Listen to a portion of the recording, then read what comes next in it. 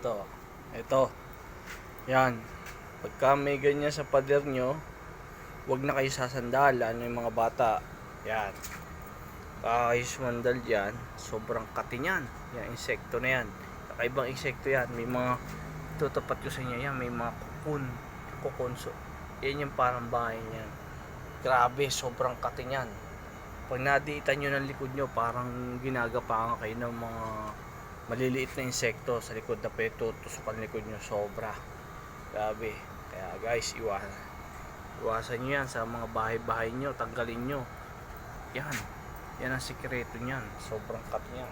Pag kumagat niya, kala mo hindi na mabubuhay yan. May buhay yan. Yung maliliit na yan. Yan ang bahay niya, ganyan kakapal. Yan, sobrang cut yan. Nangangalak yan ng maliliit na parang gagamba.